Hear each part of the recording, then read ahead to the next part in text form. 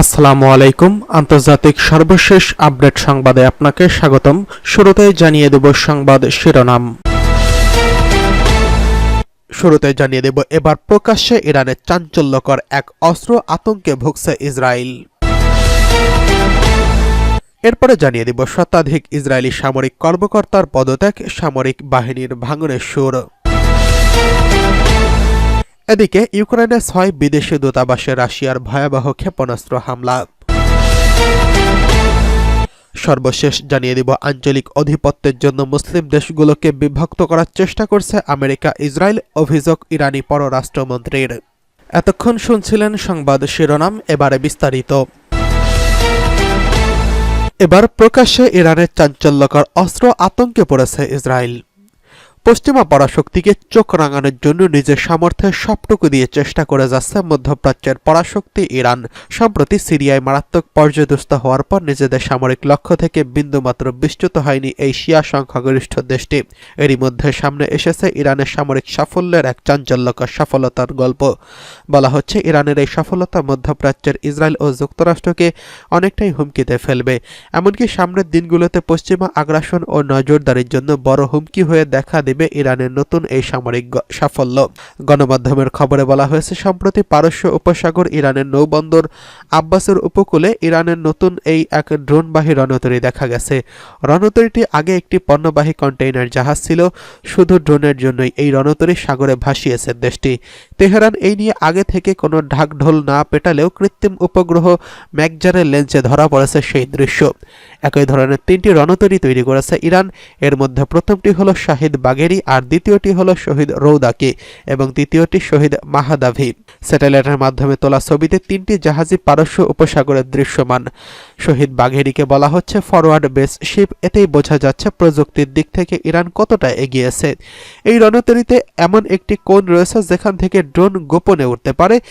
এর রানওয়ে খুবই সংক্ষিপ্ত, শুধু ড্রোনের জন্য তৈরি করা হয়েছে। এর উপরিভাগে একটি স্কি জাম্প রয়েছে। এই প্রযুক্তিটি বিমানবাহী রণতরীর মতো দেখতে হলেও ছোট ছোট রানওয়ে দেখে ধারণা করা যায় এটি শুধু ড্রোন ও হেলিকপ্টার পরিচালনার জন্য ব্যবহৃত হতে পারে। নতুন 3টি ড্রোনবাহী রণতরীর মাধ্যমে ইরানি নৌবাহিনীর মনুষ্যবিহীন আকাশ যুদ্ধে আরও এগিয়ে গেল। বিভিন্ন সূত্র থেকে জানা গেছে, চলতি বছরের নভেম্বরের শেষ দিকে ইরান শিপইয়ার্ড অ্যান্ড অফশোর ইন্ডাস্ট্রিজের শিপইয়ার্ড থেকে এটি বের করা হয়েছে। তারপর থেকে এটি সমুদ্র ভ্রমণ করছে। সম্ভবত এর ট্রায়াল চলছে। পশ্চিমা নিষেধাজ্ঞার বহু বছর পরও ইরান নিজস্ব সশস্ত্র ড্রোন বহর তৈরি করছে। এই ড্রোন অঞ্চলটির বিভিন্ন যুদ্ধক্ষেত্র এবং ইউরোপেও ছড়িয়ে পড়েছে। ইউক্রেনের বিরুদ্ধে রাশিয়ানরা ব্যাপকভাবে ইরানের শাহেদ ড্রোন ব্যবহার করছে। এদিকে শতাধিক ইসরায়েলি সামরিক কর্মকর্তার পদত্যাগ পর্যদস্ত ইসরায়েল। ইসরায়েলি সেনাবাহিনী থেকে 2024 সালে শতাধিক কর্মকর্তা পদত্যাগ করেছেন বলে এক প্রতিবেদনে জানিয়েছে ইসরায়েলি সংবাদ মাধ্যম মিডল ইস্ট মনিটরের এক প্রতিবেদনে এই তথ্য উঠে এসেছে। পদত্যাগের কারণ হিসেবে গাজা উপত্যকায় চলমান যুদ্ধ, অর্থনৈতিক সংকটের কথা বলা হয়েছে। লেফটেন্যান্ট কর্নেল পদের 500 কর্মকর্তা এই বছর তাদের চাকরি থেকে পদত্যাগ করেছেন বলে জানিয়েছেন ইসরায়েল হায়ম নামের একটি সংবাদ মাধ্যম। প্রতিবেদনটিতে ব্যাপক পরিমাণে পদত্যাগের ঘটনাটিকে আতঙ্কজনক বলে বর্ণনা করা হয়েছে। এটি সামরিক বাহিনীর কর্মকর্তা সেনা সদস্য বাড়ানোর পরিকল্পনাকে ব্যাহত করছে। টানা দ্বিতীয় বছর যুদ্ধের ধারাবাহিকতাকে এই পদত্যাগের কারণ হিসেবে বর্ণনা করেছে সংবাদ মাধ্যমটি। সেনাবাহিনী থেকে পদত্যাগ করেছে এমন একজন কর্মকর্তা বলেছেন, যুদ্ধের সময় যে অসহনীয় চাপের মুখে কর্মকর্তারা পড়েছিলেন তা সহ্য করার মতো নয়। তিনি আরও বলেন, আমার মনে হয়েছিল গত 1 বছরে একটা বুলডোজার আমার শরীরটাকে যেন পিষে ফেলছে। ইসরায়েলি সামরিক বাহিনী 2025 সালে সেনা সদস্য নিয়ে আরও সমস্যায় পড়বে বলে প্রতিবেদনটিতে উল্লেখ করা হয়েছে। সংবাদ মাধ্যমটি সতর্ক করে দিয়ে বলেছে, সামরিক বাহিনীর জনবল সংকটকে পুরো ইসরায়েল রাষ্ট্রের জন্য একটি কৌশলগত হুমকি হিসেবে বিবেচনা করা যেতে পারে। যদি সামরিক বাহিনীর দক্ষ ও স্থায়ী সেনা সদস্য চলে যায় তাহলে তাদের পরিবর্তে সন্তোষজনক বিকল্প পাওয়া যাবে না। ফলে কম অভিজ্ঞ সেনা সদস্য তাদের জায়গায় চলে আসবে। পরবর্তী প্রজন্মকে এটি সম্ভাব্য ক্ষতির দিকে নিয়ে যেতে পারে। সংবাদ মাধ্যমটি আরও বলছে, সেনাবাহিনীর সাফল্য তার ট্যাঙ্ক অথবা বিমানের উপর নয়, বরং এদের চালকদের উপর নির্ভর করে। এদিকে ইউক্রেনে 6 বিদেশি দূতাবাসে রাশিয়ার ক্ষেপণাস্ত্র হামলা। ইউক্রেনের রাজধানী কিয়েভে ক্ষেপণাস্ত্র হামলা চালিয়েছে রাশিয়া। হামলায় 6টি বিদেশি দূতাবাস ভবন ক্ষতিগ্রস্ত হয়েছে। কাতার ভিত্তিক গণমাধ্যম আল জাজিরা এক প্রতিবেদনে এই তথ্য জানিয়েছেন।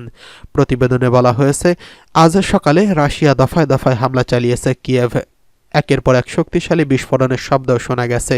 কিয়েভের আকাশে কালো ধোঁয়ার কুণ্ডলী উড়তে দেখা গেছে। ইউক্রেনের পররাষ্ট্র মন্ত্রণালয় জানিয়েছে, হামলায় কিয়েভে অবস্থিত আলবেনিয়া, আর্জেন্টিনা, উত্তর মেসিডোনিয়া, ফিলিস্তিন, পর্তুগাল এবং মন্টিনিগ্রোর কূটনৈতিক মিশন ক্ষতিগ্রস্ত হয়েছে। হামলায় একজন নিহত এবং বেশ কয়েকজন আহত হওয়ার খবর পাওয়া গেছে। ইউক্রেনের সামরিক প্রশাসনের প্রধান সেহেরি পপকো বলেছেন, আজ সকালে ইউক্রেনের রাজধানীতে 8টি ক্ষেপণাস্ত্র হামলা চালিয়েছে রাশিয়া। তিনি আরও বলেছেন, সকালে এই ক্ষেপণাস্ত্র হামলায় কিয়েভের বিভিন্ন স্থানে আগুন ধরে যায়। হামলায় একটি অফিস ভবন মারাত্মকভাবে ক্ষতিগ্রস্ত হয়েছে। রুশ বাহিনী হাইপারসনিক কিনঝাল ক্ষেপণাস্ত্র, ইস্কান্দার ব্যালিস্টিক ক্ষেপণাস্ত্রে হামলা চালিয়েছে। কিয়েভের সামরিক বাহিনীর উদ্ধৃতি দিয়ে বার্তা সংস্থা এএফপিকে জানিয়েছেন, স্থানীয় সময় সকাল 7টার দিকে এই হামলা চালানো হয়। কিয়েভের মেয়র ভিটালি ক্লিটসকো বলেছেন, শত্রু বাহিনীর হামলায় আহত 2 জনকে হাসপাতালে ভর্তি করা হয়েছে। কিয়েভের 4টি এলাকায় ক্ষেপণাস্ত্রের ধ্বংসাবশেষ পড়ে গাড়ি ও ভবনে আগুন ধরে যায়। সব জায়গাতেই জরুরি বিভাগের কর্মীরা কাজ করছেন। অবশ্য হামলার আগে ইউক্রেনের বিমান বাহিনী কিয়েভের বাসিন্দাদের সতর্ক করেছিলেন। তারা বলেছিলেন, উত্তর দিক থেকে ব্যালিস্টিক ক্ষেপণাস্ত্র ধেয়ে আসছে। ইউক্রেনের কর্মকর্তারা আরও বলেছেন, দক্ষিণাঞ্চলীয় শহর খেরসনে আরও কয়েকটি শহরে ক্ষেপণাস্ত্র হামলা চালানো হয়েছে। এর মধ্যে খেরসনে একজন বেসামরিক নাগরিকও রয়েছেন। রাশিয়া বলছে, তাদের বাহিনী চলতি সপ্তাহে রোবস্ত অঞ্চলে হামলার প্রতিক্রিয়া হিসেবে ইউক্রেনের সামরিক স্থাপনায় দূরপাল্লার অস্ত্র দিয়ে আঘাত হেনেছে। আঞ্চলিক আধিপত্যের জন্য মুসলিম দেশগুলোকে বিভক্ত করার চেষ্টা করছে আমেরিকা ও ইসরায়েল। ইরানি পররাষ্ট্রমন্ত্রীর কঠোর হুঁশিয়ারি। ইসলামী প্রজাতন্ত্র ইরানের পররাষ্ট্রমন্ত্রী আব্বাস আরাকচি হুঁশিয়ারি উচ্চারণ করে বলেছেন, মধ্যপ্রাচ্যে ইহুদিবাদী ইসরায়েলের আধিপত্যকে আরও বিস্তৃত করার জন্য আমেরিকা ও দখলদার এই শক্তি মুসলিম দেশগুলোর মধ্যে দ্বিধা বিভক্তি বাড়িয়ে তোলার দীর্ঘমেয়াদী এক ষড়যন্ত্র বাস্তবায়নের চেষ্টা করছেন। মিশরের রাজধানী কায়রোতে আল কাদ নেটওয়ার্ককে দেওয়া এক সাক্ষাৎকারে তিনি বলেছেন, উন্নয়নশীল মুসলিম দেশগুলোর সংগঠন D8-এর মন্ত্রী পর্যায় সম্মেলনে যোগ দিতে আব্বাস আরাকচি কায়রো সফর করেন।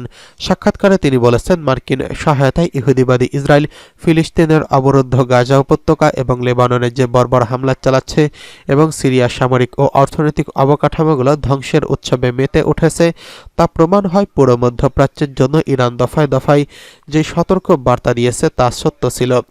মন্ত্রী আরও বলেছেন, ইহুদিবাদী ইসরায়েল নিরন্তর প্রচেষ্টার মাধ্যমে পুরো মধ্যপ্রাচ্যকে বৃহত্তর যুদ্ধে জড়িয়ে দিতে চাইছে, কিন্তু ইসলামী প্রজাতন্ত্র ইরান তেল আবিবের এই যুদ্ধের উস্কানি মোকাবেলায় অত্যন্ত বুদ্ধিমত্তার সাথে কাজ করছেন। সিরিয়ার প্রতি ইরানের দীর্ঘদিনের সমর্থনের বিষয়ে আব্বাস আরাকচি বলেন, এই সমর্থন কোনো ব্যক্তির জন্য ছিল না, বরং ইহুদিবাদী ইসরায়েল ও উগ্র সন্ত্রাসী গোষ্ঠীর বিরুদ্ধে পুরো সিরিয়াবাসী তাদের জাতীয় সার্বভৌমত্ব এবং সিরিয়ার ভৌগোলিক অখণ্ডতা রক্ষার জন্য এই সমর্থন দেওয়া হয়েছে। এর অংশ হিসেবে ইরান দামেস্কোকে পরামর্শ দিত এবং সিরিয়ার জনগণ সেখানকার বিরোধী রাজনীতিকদের সঙ্গে যোগাযোগের কথা বলত, কিন্তু সিরিয়া সরকার ইরান কিংবা রাশিয়া দ্বারা নিয়ন্ত্রিত ছিল না। সাক্ষাৎকারে আব্বাস আরাকচি সিরিয়ার আবারও উগ্র সন্ত্রাসী গোষ্ঠী দায়েশ এবং অন্যান্যদের তাণ্ডব শুরু করার আশঙ্কা নিয়ে সবাইকে সতর্ক করেছেন।